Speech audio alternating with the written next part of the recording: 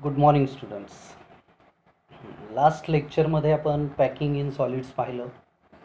त्यानंतर packing efficiency study केली. Packing एफिशियन्सीच्या नंतर पॅकिंग फ्रॅक्शन स्टडी केलं. आज आपल्याला स्टडी करायचं आहे डिफेक्ट्स इन सॉलिड्स. ज्यावेळी सॉलिडमध्ये कॉन्स्टिट्युएंट पार्टिकल अरेंज केले जातात, during that arrangement there is some fault or imperfection, and that fault or imperfection is called as defect. जसं फॉर एक्झाम्पल जर तुम्हाला दाखवायचं झालं, समजा हा एक सॉलिड आहे. या सॉलिडमध्ये पार्टिकलची अशी एक अरेंजमेंट आहे, पण या अरेंजमेंटमध्ये कधी कधी काय होतं, एखादा पार्टिकल मिस होतो. जसं इथे हा एक आणि हा एक पार्टिकल मिस झाला आहे, म्हणजे अरेंजमेंटमध्ये तो पार्टिकलच आला नाही. त्यामुळे तिथे एक इनपरफेक्शन आलं अरेंजमेंटमध्ये, किंवा एक फॉल्ट क्रिएट झाला. अशा प्रकारच्या फॉल्टला आपण डिफेक्ट असं म्हणत असतो. किंवा तुम्ही हे दुसरं स्ट्रक्चर पाहू शकता. या दुसऱ्या स्ट्रक्चरमध्ये काय झालं आहे, एक ॲडिशनल पार्टिकल या मधल्या स्पेसमध्ये आला. खरं पाहिलं तर पार्टिकलची अरेंजमेंट एका रोमध्ये होती, व्यवस्थित रोमध्ये पार्टिकल अरेंज होते, पण हे काही पार्टिकल जे आहेत ते या मधल्या स्पेसमध्ये आले. या मधल्या स्पेसला म्हणतात इंटरस्टिशियल स्पेस. म्हणजेच पार्टिकल जर इंटरस्टिशियल स्पेसला आले किंवा मिस झाले तर त्यातून सुद्धा इनपरफेक्शन किंवा फॉल्ट क्रिएट होऊ शकतो, ज्याला आपण डिफेक्ट असं म्हणत असतो. आता डिफेक्टचा जर विचार केला तर there are different types of defects. 3 प्रकारचे मोस्टली डिफेक्ट्स असतात. आता कुठल्या कुठल्या प्रकारचे, तर एक आहे लाईन डिफेक्ट, त्यानंतर दुसरा आहे पॉईंट डिफेक्ट, आणि तिसरा जो आहे that is called as plane defect. आता लाईन डिफेक्ट म्हणजे नेमकं काय, पार्टिकलची अरेंजमेंट ज्या रोमध्ये आहे त्या पूर्ण रोमध्येच पूर्ण फॉल्ट किंवा इनपरफेक्शन असेल, किंवा पूर्ण रो ही फॉल्टी किंवा इनपरफेक्ट असेल, तर त्याला आपण लाईन डिफेक्ट असं म्हणत असतो. त्यानंतर सेकंड पॉईंट आहे पॉईंट डिफेक्ट. आता पॉईंट डिफेक्ट कशाला म्हणायचं, पर्टिक्युलर पॉईंटला, जसं आता आपण पाहिलं होतं की रो होती, पण रोमध्ये एखाद्या पर्टिक्युलर पॉईंटला एखादा पार्टिकल मिस झाला होता, किंवा मध्येच दुसऱ्या ठिकाणी प्लेस झाला होता. अशा प्रकारचे जे डिफेक्ट असतात यांना पॉईंट डिफेक्ट म्हणायचं. आणि तिसरा प्रकार असतो प्लेन डिफेक्ट. प्लेन डिफेक्टचा अर्थ असा आहे, कम्प्लीट इनपरफेक्शन जर असेल तिथं, म्हणजे सर्टन पॉईंटला म्हणून म्हणता येणार नाही, किंवा पूर्ण पर्टिक्युलर रोमध्ये म्हणता येणार नाही, तर प्लेन एक कुठला तरी डिफेक्टिव्ह फॉल्ट किंवा इनपरफेक्शन आपल्याला जर आठवलं, जर सापडलं तिथे, तर then it is called as plane defect. आपल्या स्टडीला फक्त पॉईंट डिफेक्ट आहे. आणि पॉईंट डिफेक्टचा विचार केला तर there are 3 types of point defects. Normally 3 प्रकारचे पॉईंट डिफेक्ट असतात. आता 3 प्रकारचे पॉईंट डिफेक्ट कुठले कुठले, तर त्यात पहिला जो प्रकार आहे that is called as stoichiometric point defect. हा आहे स्टॉयकोमेट्रिक पॉईंट डिफेक्ट. त्यानंतर नॉन स्टॉयकोमेट्रिक पॉईंट डिफेक्ट, आणि तिसरा प्रकार असतो that is called as impurity defect. आता हे 3 प्रकारचे डिफेक्ट आपल्याला इथे स्टडी करायचे आहेत. तर त्यातला पहिल्यांदा आज आपण स्टडी करूया स्टॉयकोमेट्रिक पॉईंट डिफेक्ट. आता स्टॉयकोमेट्रिक पॉईंट डिफेक्ट म्हणजे नेमकं काय हे समजून घेणं फार महत्त्वाचं आहे. स्टॉयकोमेट्रिक पॉईंट डिफेक्ट म्हणजे ज्यावेळी अशा पद्धतीने एखादा डिफेक्ट आपल्याला मिळतो, पॉईंट डिफेक्ट. आता हा पॉईंट डिफेक्ट मिळत असताना जर त्या पर्टिक्युलर कंपाऊंडचं स्ट्रक्चरच चेंज होत असेल, स्ट्रक्चर इन द सेन्स आपल्याला असं म्हणता येईल की त्याची स्टॉयकोमेट्री चेंज होत असेल. आता स्टॉयकोमेट्री म्हणजे नेमकं काय, जसं B2O6 मध्ये बी आणि ओ बोरॉन आणि ऑक्सिजन आहे, त्याचा रेशो 2:3 आहे. पण समजा पार्टिकलच्या अरेंजमेंटमध्ये तो B2O3 न राहता चेंज झाला, B2O2 झाला किंवा B1O3 झाला, तर याचा अर्थ तिथे काय चेंज झालं, स्टॉयकोमेट्री चेंज झाली. आणि जर एखाद्या डिफेक्टमध्ये त्या पर्टिक्युलर कंपाऊंडची स्टॉयकोमेट्री किंवा त्या स्ट्रक्चरची स्टॉयकोमेट्री चेंज होत असेल, in that case that structure or that defective structure or that defect is called as stoichiometric defect. आता स्टॉयकोमेट्रिक डिफेक्टचा विचार केला तर there are 4 type of stoichiometric defect. 4 प्रकारचे स्टॉयकोमेट्रिक डिफेक्ट आपल्याला पाहायला मिळतात. आता कुठले कुठले 4 प्रकार आहेत, तर एक व्हॅकन्सी डिफेक्ट, दुसरा आहे सेल्फ इंटरस्टिशियल डिफेक्ट, तिसरा स्कॉटकी डिफेक्ट, आणि चौथा आहे फ्रँकेल डिफेक्ट. असे 4 प्रकार आपण इथे पाहू शकतो.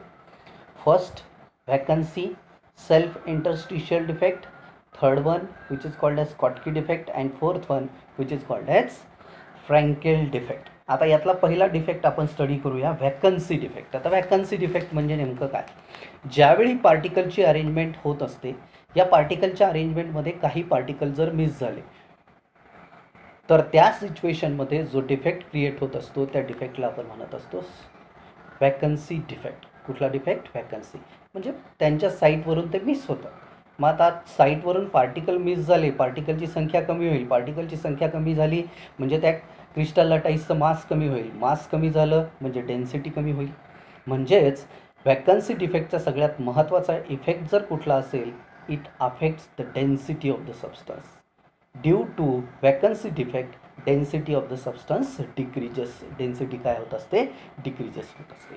आणि हा डिफेक्ट का क्रिएट होतो? ते ज्यावेळी आपण एखाद्या सबस्टन्सला हीट करतो. Due to heating this type of defect is observed. हा कुठल्या प्रकारचा डिफेक्ट आहे? Point defect. म्हणून याचं एक्सप्लेनेशन करताना आपण 4 पॉईंटमध्ये पुट करू शकतो. It is a type of stoichiometric point defect created due to missing of particle from its regular site in a crystal structure. Second, missing particle creates vacancy, so called as vacancy defect. Missing particle vacancy create करतो या पद्धतीनं, म्हणून याला vacancy defect म्हणायचं. त्यानंतर तिसरी गोष्ट आहे observed due to heating. Observed due to heating. चौथा point, it causes decrease in density. आणि कुठे सापडतो? तर नॉर्मली सॉल्ट्समध्ये हा डिफेक्ट आपल्याला पाहायला मिळतो. जसं NaCl KClमध्ये आपल्याला हा डिफेक्ट पाहायला मिळू शकतो. तर हा झाला व्हॅकन्सी डिफेक्ट. त्यानंतर पुढचा जो डिफेक्ट आहे that is called as interstitial defect. Self interstitial defect. आता सेल्फ इंटरस्टिशियल डिफेक्ट म्हणजे नेमकं काय? तर पार्टिकलची या पद्धतीनं अरेंजमेंट असते, असायला पाहिजे होती. पण कधी कधी काय होतं, ह्या पार्टिकलमध्ये जो स्पेस असतो ज्याला इंटरस्टिशियल स्पेस म्हणतात, या इंटरस्टिशियल स्पेसमध्ये एखादा पार्टिकल जाऊन बसतो. जसं इथे बसला आहे, इथे बसला आहे, याला interstitial arrangement of the particle म्हणतात. आणि अशा पद्धतीचा जर डिफेक्ट असेल, that defect is called as self interstitial defect. कुठला defect? Self interstitial defect. Additional particle occupy the interstitial spaces in the arrangement, so these type of defects are observed, which is known as self interstitial defect. हा सुद्धा stoichiometric point defect आहे. का create झाला आहे? Due to placement of some particle into the interstitial sites. त्यानंतर हा कशामुळे observe होऊ शकतो? It is observed due to an extra particle occupies empty space, that is interstitial site. एक तर एक्स्ट्रा पार्टिकल आल्यामुळे, किंवा which affects increase in density due to increase in mass. आता जर एक्स्ट्रा पार्टिकल आला तर मास वाढेल. मास वाढलं म्हणजे डेन्सिटी काय होणार आहे? वाढणार आहे. Sometimes observe due to shifting from its original position to interstitial site which affects creation vacancy defect also. पण काही वेळा काय होतं, तर एखादा पार्टिकल स्वतःची जागा बदलतो आणि इंटरस्टिशियल स्पेसला जातो. या डिफेक्टला सुद्धा आपण काय म्हणू शकतो? Self interstitial. म्हणजे 2 प्रकारे होऊ शकतो डिफेक्ट. एक तर ॲडिशनल पार्टिकल आला इंटरस्टिशियल स्पेसला, किंवा अरेंजमेंटमधलाच एखादा पार्टिकल स्वतःची जागा सोडून इंटरस्टिशियल स्पेसला जर गेला, तर त्या सिच्युएशनमध्ये त्या डिफेक्टला आपण म्हणू शकतो सेल्फ इंटरस्टिशियल डिफेक्ट किंवा self interstitial vacancy defect also. म्हणजे इथं आपल्याला व्हॅकन्सी आणि इंटरस्टिशियल असे दोन्ही प्रकारचे डिफेक्ट पाहायला मिळतात. आता या डिफेक्टमध्ये जर आपण पाहिलं तर इथे ॲडिशनल पार्टिकल नाही आहे, म्हणजे मास सेम आहे, मग डेन्सिटी चेंज होईल का? नाही. तर या प्रकारच्या डिफेक्टला म्हणायचं सेल्फ इंटरस्टिशियल डिफेक्ट. आता हे डिफेक्ट कुठे सापडतो? तर सॉल्ट्समध्ये. हा सुद्धा कुठे सापडेल आपल्याला? सॉल्ट्समध्ये. कारण सॉल्ट्समध्ये आयन्स असतात, पण आयनमध्ये साईज डिफरन्स जर फार मोठा नसेल तर अशा पद्धतीचे डिफेक्ट्स आपल्याला सहजपणे पाहायला मिळतात, ज्याला आपण सेल्फ इंटरस्टिशियल डिफेक्ट असं म्हणत असतो. त्यानंतर तिसरा डिफेक्ट आपल्याला जो स्टडी करायचा आहे which is non as Schottky defect. कुठला डिफेक्ट? स्कॉटकी. आता स्कॉटकी डिफेक्ट हा नॉर्मली आयोनिक कंपाऊंडमध्ये आपल्याला पाहायला मिळतो. स्कॉटकी डिफेक्टचं स्ट्रक्चर जर आपण पाहिलं, एक एक्झाम्पल घेऊया आपण. स्कॉटकी डिफेक्टमध्ये असे पॉझिटिव्ह निगेटिव्ह आयन अरेंज केलेले असतील, पण या अरेंजमेंटमध्ये पर्टिक्युलर ॲनायन आणि कॅटायन जर मिस झाले, same number of equal number of ॲटायन आणि ॲनायन जर मिस झाले, तर त्या डिफेक्टला त्या व्हॅकन्सी डिफेक्टला आपण काय म्हणू शकतो, स्कॉटकी डिफेक्ट. हा एक प्रकारचा व्हॅकन्सी डिफेक्ट आहे, पण इथे ॲनायन आणि कॅटायन इक्वल नंबरमध्ये मिस होणं गरजेचं आहे. Then only it is called as Schottky defect. तरच त्याला आपण काय म्हणू शकतो, स्कॉटकी डिफेक्ट. आता साहजिक आहे, ॲनायन कॅटायन जर मिस झाले, पार्टिकलची संख्या कमी झाली म्हणजे मास कमी झालं, आणि मास जर कमी झालं तर याचा अर्थ इथं डेन्सिटीसुद्धा काय होईल, कमी होईल. आणि हा जो डिफेक्ट आहे हा कशामध्ये फाउंड करतो, हाय डिग्री आयोनिक कंपाऊंड. जिथे आयोनिक कंपाऊंड हा हायली आयोनिक असेल त्या सिच्युएशनमध्येच हा डिफेक्ट आपल्याला पाहायला मिळतो. त्यानंतर जर ॲनायनचा कोऑर्डिनेशन नंबर हा जास्त असेल तर त्या सिच्युएशनमध्ये सुद्धा आपल्याला हा डिफेक्ट पाहायला मिळतो. त्यानंतर पुढची जी महत्त्वाचा पॉईंट आहे, ionic compound having R cation upon R anion is not for below unity. जर ॲनायन आणि कॅटायनच्या रेडियसचा रेशो हा युनिटीपेक्षा फारच लहान नसेल तरच हा डिफेक्ट आपल्याला पाहायला मिळतो. ॲटलिस्ट युनिटी असायला पाहिजे. युनिटी असायला पाहिजे म्हणजेच काय, ॲनायन आणि कॅटायनची संख्या कशी असेल, सिमिलर असेल, त्यांची साईजसुद्धा कशी असेल, नियर अबाउट सिमिलर असेल, तर त्या सिच्युएशनमध्ये स्कॉटकी डिफेक्ट आपल्याला पाहायला मिळतो. आणि यामुळे काय घडतं, it affects density due to increase in mass, decrease in mass there is also decrease in density. आणि हा डिफेक्ट NaCl, AgBr, KCl या कंपाऊंड्समध्ये आपल्याला पाहायला मिळतो. तर हा झाला स्कॉटकी डिफेक्ट. त्यानंतर पुढचा जो महत्त्वाचा डिफेक्ट आहे स्टॉइकोमेट्रिकमधला तो आहे फ्रँकेल डिफेक्ट. हा सुद्धा स्टॉइकोमेट्रिक पॉईंट डिफेक्ट आहे. आता फ्रँकेल डिफेक्टमध्ये नेमकं काय होतं, तर फ्रँकेल डिफेक्ट हा एक प्रकारचा इंटरस्टिशियल डिफेक्ट आहे. बा कुठला डिफेक्ट आहे, इंटरस्टिशियल. जसं स्कॉटकी डिफेक्ट हा वॅकन्सी डिफेक्ट होता तसाच फ्रँकेल डिफेक्ट हा इंटरस्टिशियल डिफेक्ट आहे. इथे काय होतं, हा सुद्धा आयोनिक कंपाऊंडमध्ये पाहायला मिळतो. इथे स्मॉल साईज्ड जे पॉझिटिव्ह आयन्स असतात ते small sized positive ions interstitial space occupy करतात.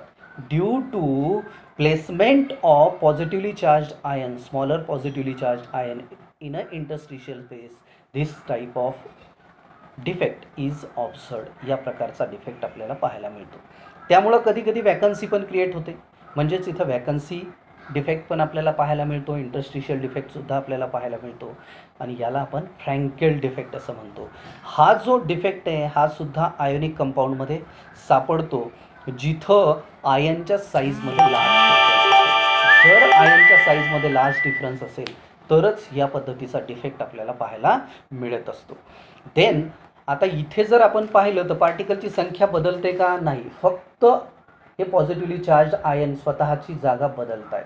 स्वतःची जागा बदलली तरी पार्टिकलची संख्या कमी जास्त होत नाही, आणि पार्टिकल नंबरमध्ये जर चेंज होत नसेल तर स्वाभाविक आहे डेन्सिटी चेंज होईल का, नाही. That's why density remains unchanged.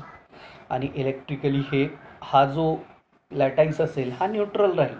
त्याचं कारण आहे नेट पॉझिटिव्ह आणि निगेटिव्ह चार्ज कसा राहील, similar. That's why electrically neutral. आणि या पद्धतीचे डिफेक्ट जे आहेत ते ZNS असेल किंवा AgCl, AgBr, AgI, CaF2 या पर्टिक्युलर कंपाऊंड्समध्ये आपल्याला पाहायला मिळतात. तर हे 4 प्रकारचे डिफेक्ट आपण स्टडी केले इथे.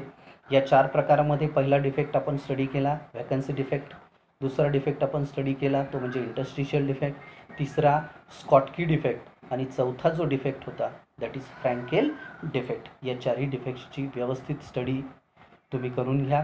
काल मी तुम्हाला नोट्स पाठवल्या होत्या. होप सो त्या नोट्स तुम्ही पाहिल्या असतील, कारण नोट्स वाचल्या असतील तर आता माझं एक्सप्लेनेशन सहजपणे तुम्हाला अंडरस्टँड होऊ शकतं.